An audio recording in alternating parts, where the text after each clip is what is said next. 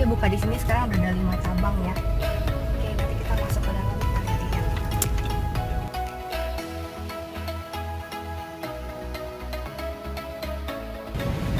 Oke, yuk kita ngobrol-ngobrol ke dalam yuk, masuk.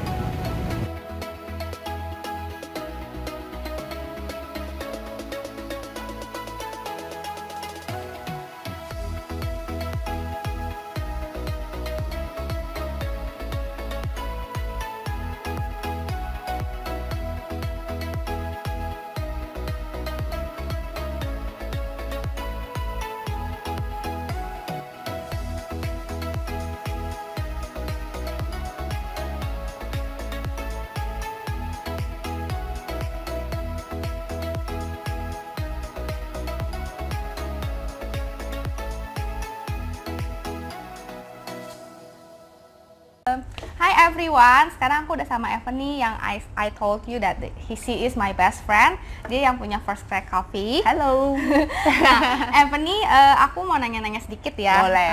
Jadi kayak kira-kira aku pengen tahu gimana sih background kamu tuh bisa suka banget sama kopi dan mengembangkan bisnis kopi ini.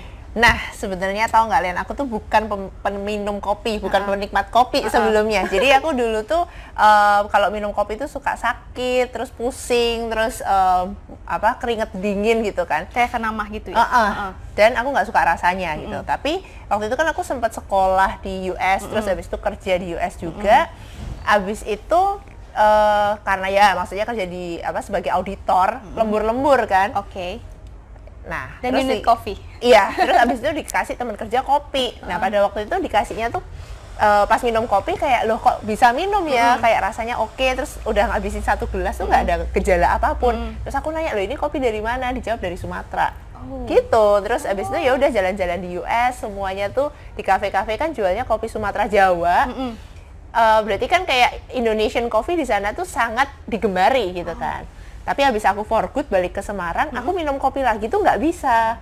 Kenapa? Gitu, sakit lagi, terus rasanya kok nggak suka lagi, kenapa gitu kan. Terus aku sempat cerita sama temanku, terus temanku bilang kayak, ya kamu sih minum kopinya kopi Indonesia, coba kamu minum kopi luar. Tapi kan, loh pas aku di US kan aku minum kopi Indo gitu kan. Terus akhirnya aku ke Sumatera, jadi aku ya karena masih kepo banget nih gitu kan. Aku ke Sumatera, di sana aku dikasih tahu kopi kualitas terbaik kita biasanya diekspor gitu ya, terus sisanya baru masuk ke lokal. Nah dari situ kayak tiba-tiba muncul nih kayaknya aku harus bisa mendapatkan semua kopi terbaik dari seluruh Nusantara untuk aku sajiin ke masyarakat Indonesia gitu, karena kan sebenarnya yang menghasilkan kopi kita, tapi yang akhirnya nge-branding kopi ini, yang masukin lagi ke Indonesia itu justru orang Itali, orang Amerika ya kan. Jadi kan sayang banget gitu loh, potensinya nggak digarap gitu. Justru yang terbaik-terbaik malah diekspor keluar Diekspor ya. keluar. Jadi kamu cita-citanya pengen orang Indonesia juga menikmati hasil kopi terbaik dari Indonesia. Iya. Oke. Gitu. Makanya buka Strada, terus habis itu buka First Crack di sini. Gitu. Jadi First Crack ini sekarang udah berapa cabang? Kalau yang First Crack udah 4 cabang. Jadi kita buka 2017. 2019 kita 4 cabang. Hype banget ya soalnya. Kita ada di First Crack, terus di SCBD, First Crack ada di Sunter, di SCBD, di Pluit, sama di Jalan Bumi. Gitu. Yang terakhir di Jalan Bumi itu ya? Jalan Bumi, harus mampir. Bagus banget tempatnya di Jalan Bumi itu kayak 2 lantai dan keren banget sih tempatnya. Aku Mampir-mampir ya. Iya. Main lain lagi ke sana. Kamu kan baru sekali ya ke sana ya. Nanti aku main lagi ya ke sana ya.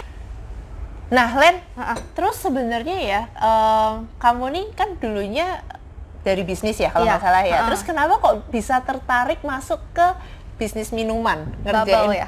Bubble, quickly gitu. Oke, kan pertamanya banget tuh my auntie yang bawa Quickly ini masuk ke Indo tuh tahun 2000. Jadi when my childhood gitu, my auntie tuh always kayak kasih aku tuh minuman-minuman bubble tea yang enak. Jadi my whole family itu udah enjoy the Quickly itu dari aku masih kecil. Nah terus udah pionirnya lah ya. Quickly. Emang Quickly itu the first franchise of bubble tea di dunia sih, bukan cuma di Indonesia. Wow, jadi keren banget. sebelum yang lain. Nah terus udah gitu emang aku abis itu kan aku sekolah, udah gitu aku sempet magang waktu aku S1 itu di Quickly juga. Terus aku tambah falling in love lagi nih sama bisnisnya gitu kan. Terus udah gitu and then aku kuliah lagi S2, udah gitu aku masih kerja di tempat lain. Jadi terus when I get married terus baru kayak my auntie panggil aku lagi, maksudnya untuk bantuin ke bisnisnya Quickly ini. Nah terus udah gitu my auntie kan udah lebih nggak mau capek, jadi dia serahin aku untuk develop gimana extension brandingnya ini. Sampai sekarang ini ya udah Quickly yang terakhir ini, yang Quickly Home yang aku handling sama anaknya auntie aku juga, itu udah 3 tahun dan is quite good sih. Maksudnya untuk kita, apalagi di masa pandemik ini kayaknya Quickly Home lagi in banget gitu, karena yang lain juga akhirnya ngikutin kita gitu. Jadi kayak kita ya tujuannya sih always one step ahead. Jadi my auntie always giving us pressures untuk kita thinking out of the box lah, gimana ngembangin bisnis bubble tea ini, kayak gitu sih. Dan dulu tuh aku inget banget waktu masih sekolah, emang paling suka sama yang namanya red milk tea-nya si Quickly. Gila, itu enak banget. Akhirnya kita yang kayak banyak banget yang kayak niru-niru kita, tapi ya kita sih never mind sih. Kita ya actually kayak kita itu kayak kita punya challenges aja buat kayak lebih mikir lagi, oh ya kita mau ngapain lagi. Justru merasa sukses nggak sih kalau misalkan kita create produk terus habis itu banyak yang pengen samain menjadi seperti itu, berarti kamu menjadi pionir dan sukses gitu loh. Jadi kayak aku sih lebih kayak developnya di marketing and salesnya untuk my auntie yang lebih kayak ke product developmentnya, dia yang jago untuk testing segala macam. And aku dibantu Quickly Home ini sama my cousin tuh yang memang jago untuk graphic gitu loh. Jadi kayak kita memang lebih mainnya ke online. Dan ini tuh shock banget, kayak sekarang orang pada stay at home. Betul. Dan aku ngerasain banget sih waktu collab sama mereka, kayak kompak banget timnya. Jadi kayak sama Lena, sama Tante, sama anaknya itu kayak nge-create sesuatu cepet banget, dan tiba-tiba besok udah jadi desainnya, kayak wow, amazing. Tapi aku ada satu produk baru ya, namanya kopi peranakan. Kopi peranakan gimana tuh? Jadi itu kayak Vietnamese coffee gitu. Jadi yang stylenya lebih ke Vietnamese, Singapore, Malaysian style gitu. Dan itu pakai kopi kamu. Oh, oke. Ini ya. Ini nih. Jadi Quickly ini kayak selalu belinya yang maja. Itu sebenarnya blend dari Sumatera sama Jawa gitu. Terus dari Quickly dicampur sama susu gitu ya? Iya, sama kita punya kita ada susu Quickly namanya Quickly Creamers gitu, spesial. Nah itu tuh best seller banget loh. Best seller, iya. Selain itu dulu kan kita pernah buat yang Yuan Yang, dan itu kayak wow, luar biasa sih respon dari marketnya gitu. Dan enak banget, dan aku suka minum juga sih. Karena belum ada yang keluarin. Iya, benar-benar banget. Iya, oke. Oh ya Evan nih, aku mau nanya. Sekarang kan kayak apa-apa sulit ya, udah gitu kondisinya kayak begini, gimana sih cara kamu sebagai business owner untuk survive bisnis kamu ini kayak gitu? Yang pertama pokoknya pantang menyerah. Pasti ada caranya gitu ya, pasti ada caranya. Cuman kan emang kita harus ngulik terus ini gimana gitu ya. Kita nggak pernah berhenti untuk pertama create produk. Jadi waktu masa pandemi ini ya gimana caranya kita bisa membantu masyarakat juga supaya sehat gitu. Kita membuat yang namanya kopi jamu gitu. Jadi kita padukan herbal sama kopi. Nggak usah khawatir, rasanya tetap enak kok, dan banyak yang coba dan mereka juga suka gitu. Kayak kunyit kopi jamu gitu ya? Iya, kunyit sama kopi, terus beras kencur sama kopi, jahe sama kopi. Jadi kan badan juga anget dan meningkatkan imun tubuh kita juga gitu loh. Jadi gimana sih caranya kita menjalankan bisnis ini tapi juga bisa give back to community gitu kan. Iya, betul. Salah satunya juga aku ngebuat yang namanya organic blend. Jadi kalau tadi kan Quickly pakainya maja, Sumatera sama Jawa gitu kan. Aku ngebuat satu blend lagi nih, perpaduan antara Flores sama Papua. Dan Flores Papua ini sebetulnya organic, Len. Oh, oke. Organik. Dan kenapa kok aku launching itu ya karena untuk memberikan manfaat kesehatan yang lebih kepada masyarakat yang minum kopi gitu. Karena sebenarnya kopi ini sehat kopi ini kan meningkatkan imun tubuh, meningkatkan metabolisme, bisa mencegah diabetes asal diminum tanpa gula gitu. Iya, jadi sebenarnya banyak banget manfaat dari secangkir kopi gitu. Dan aku nge-boost lagi dengan memberikan yang namanya organic blend ini gitu. Karena mungkin banyak masyarakat yang belum tahu juga kalau misalnya benefitnya kopi itu gitu. Karena jadi kayak misalnya mereka tuh taunya nggak boleh terlalu banyak minum kopi gitu kan. Itu padahal kan tergantung kualitas kopi berbicara. Harus ada knowledge dan memang kualitasnya harus bagus kopinya, betul kan. Nah, kalau misalkan Quickly sendiri ya Len, dari kamu how to survive gitu menjalankan Quickly ini di masa pandemi ini. Oke. Kalau Quickly itu kan memang kita tuh memang outletnya memang udah agak berkurang, tapi memang kita menguatkannya di quality and kita controlling di one central kitchen. Jadi memang under ownernya sendiri langsung kontrol langsung ke quality products-nya. Jadi kita lebih mau provide the good quality langsung ke customer-nya. Jadi kita nggak outlet-outlet yang udah nggak begitu perform atau yang misalnya controllingnya kita susah, kita tuh tutup aja kalau yang di Jakarta.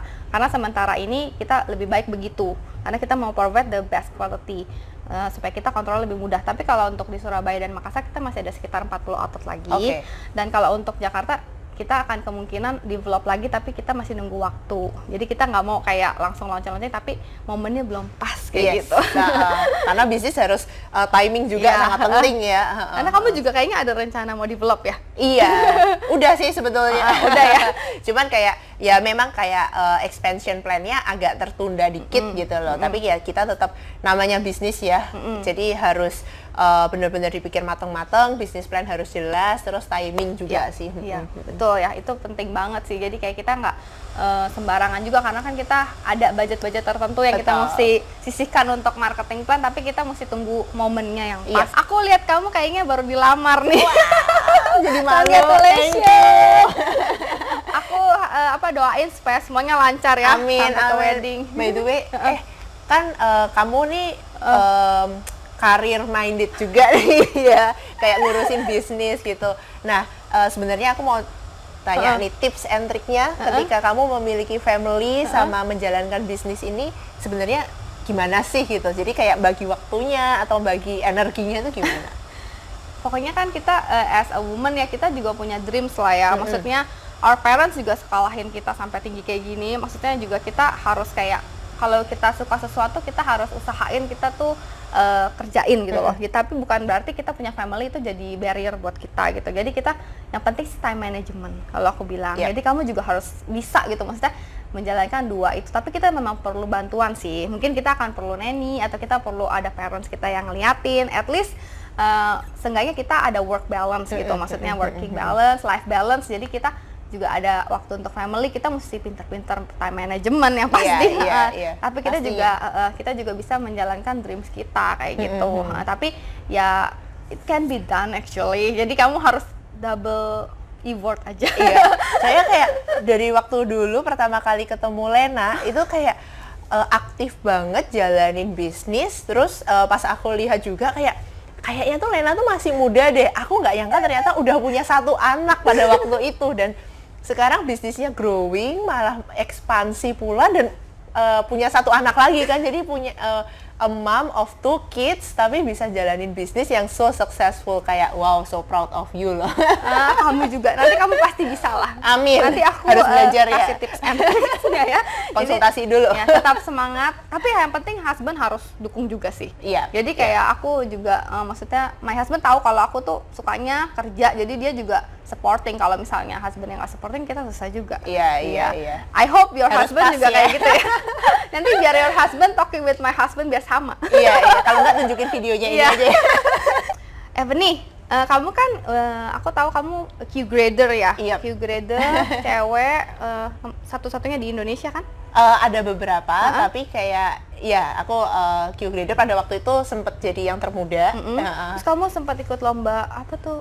Barista Farmer di Brasil. Di Brasil ya. Terus udah gitu kamu jalan-jalan ke Panama, keliling Indonesia. Terus kamu suka banget eksplor ke kebun-kebun kopi, aku lihat gitu kan. Terus yang di sekeliling kamu cowok-cowok semua gitu, yang cowok semua, tapi kamu cewek sendiri gitu ya. Ada pesan nggak sih buat cewek-cewek di luar sana nih, buat women? Iya, jadi aku selalu mikir gini, sebetulnya kita sebagai wanita, kita tuh juga punya potensi gitu loh. Justru bagaimana sih sebetulnya kita ini bisa mengembangkan, bahkan terus menjadi a better self gitu.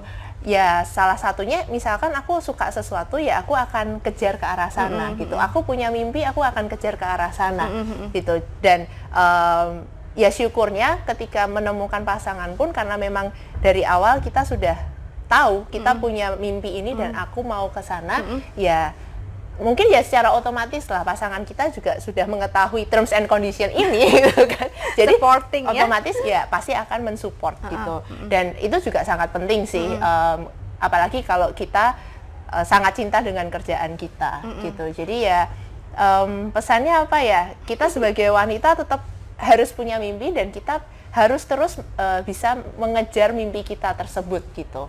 Iya. Iya. Thank you so much ya Ebony ya. Thank you, Nanti thank you kita semua. main-main lagi ke First First Crack. Crack, Aku iya. pengen ke First Crack Bumi nih. Boleh, Nanti katanya mau ada event Ada lagi something. ya. Ada something new ya. Aku penasaran nih pokoknya. Soalnya ntar kita main ke sana ya. Oke, sure. Thank you semua. Bye-bye. Thank you for watching my channel. Jangan lupa subscribe, turn notification on, dan likes. Thank you. Komen Bye-bye. juga. Ya, bye.